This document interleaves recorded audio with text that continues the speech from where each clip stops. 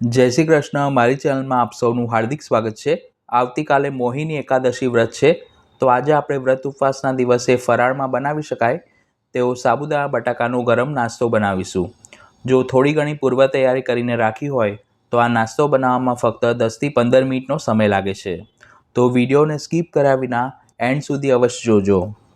તો સૌ પ્રથમ મેં 250 ગ્રામ બટાકાને પ્રેશર કુકરમાં જરૂર મુજબ પાણી અને થોડું સિંધવ મીઠું ઉમેરી 3 વિસલ થાય ત્યાં સુધી બાફી લીધા હતા। પછી તે રૂમ ટેમ્પરેચર પર ઠંડા થાય એટલે છોલીને આ રીતની મોટા છેદવાળી છીણી વડે છીણી લઈશું।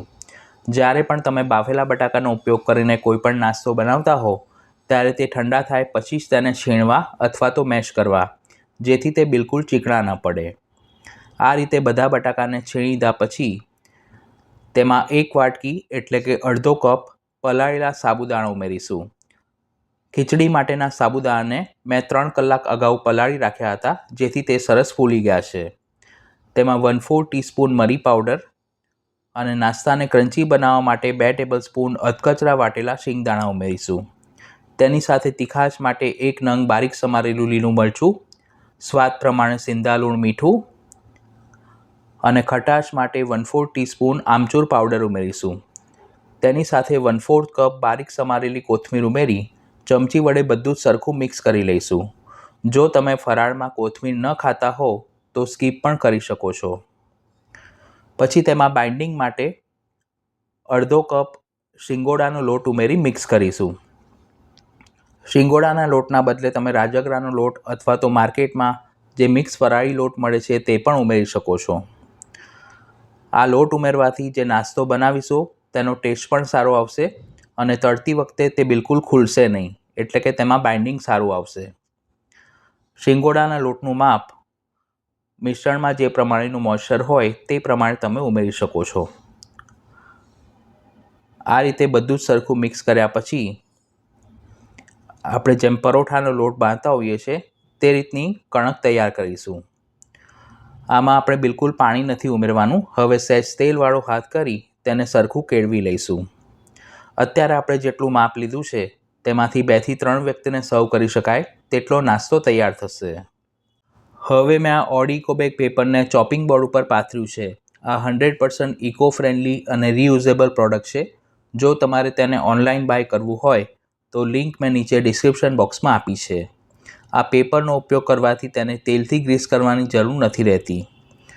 જે સાબુદાણા બટાકાનું મિશ્રણ બનાવ્યું છે તેમાંથી થોડું મિશ્રણ પેપર ઉપર મૂકી હથેળી વડે ઘસી અને મધ્યમ સાઇઝના રોલ બનાવીશું। રોલ ઉપર બિલકુલ ક્રેક ન રહે તેનું ખાસ ધ્યાન રાખવું। આ રીતે વારાફરતી બધા રોલ બનાવી તેને તેલમાં તળી લઈશું।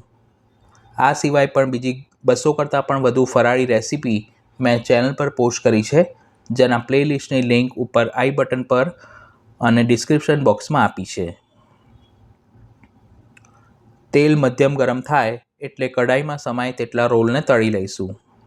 તળતી વખતે ગેસની ફ્લેમ મીડિયમ ટુ હાઈ રાખવી અને રોલ કાચા હોય ત્યાં સુધી તેના પર જારો ન લગાવવો।